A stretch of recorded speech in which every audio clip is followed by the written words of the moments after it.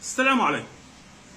هو لو حسني مبارك كان لسه عايش وما كناش قمنا بثورة 25 يناير وما قمناش على حسني مبارك ومشيناه او هو اللي مشي، كان هيجرى ايه؟ كان حالنا هيبقى شكله عامل ازاي؟ كنا هنبقى كده؟ مش عارف والله بجد مش عارف. قعدت افكر هو حسني مبارك لما طلعنا عليه كنا زعلانين من ايه؟ كشعب مصري كنا متضايقين من ايه؟ والله ما عارف. واللي يعرف يا جماعه يقول لي، يعني بجد والله ما عارف حقيقه. يعني كنا زعلانين من ايه؟ كنا متضايقين عشان ايه؟ طلعنا وصرنا وهجنا وعملنا ثوره وداخليه وبتاع عشان ايه؟ لتر البنزين ساعتها كان ب 2 جنيه و20 قرش ولا ب 40 قرش. دلوقتي لتر البنزين مش عارف ب 11 جنيه ولا. الدولار ساعتها كان ب 5 جنيه. 5 جنيه ونص. الدولار كان ب 5 جنيه ونص. دلوقتي الدولار معدي 50 جنيه. هو احنا كنا زعلانين من ايه؟ كشعب مصري، عارفين؟ الشعب المصري هو احنا شعب مصر. انا واحد منكم طبعا، شرفني ان انا اكون راجل مصري.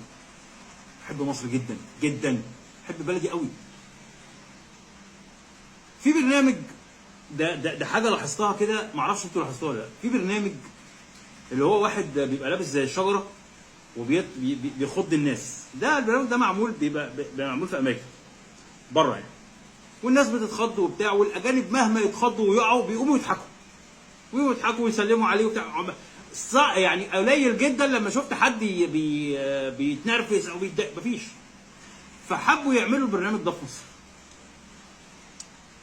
البرنامج فشل، مش عشان المصريين وحشين ولا دمهم تقيل، لا لا لا، المصريين متضايقين فمش مستحملين اي حاجه تحصل.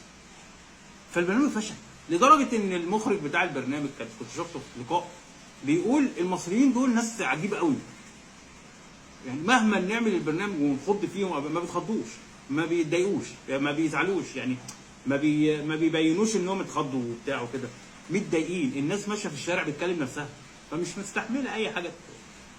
فانا والله بجد حلقه قصيره كده، اللي عارف يقول لي في الكومنتات هو احنا طلعنا ثوره يناير ليه؟ هو احنا مشينا حسني مبارك ليه؟ ليه؟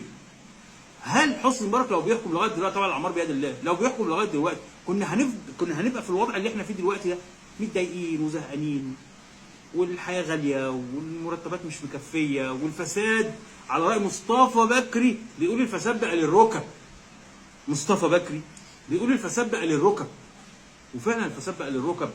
اخر واقعه واللي الدنيا كلها بتتكلم عليها موضوع المرحوم احمد رفعت ربنا يرحمه، الراجل اللي قلبه وقف ودخل المستشفى وربنا نفخ في صورته ورجع من الموت عشان يقول لنا مين اللي عمل فيه كده، اللي هم بيقعوا ورا تاني دلوقتي واخرهم شوبير، واللي جاي الدور جاي على احمد دياب.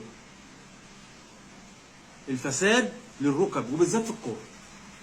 وبرضه هنرجع لموضوعنا الاولاني، واحنا ليه عملنا ثوره على حسني مبارك؟ يا رب حد يلاقي.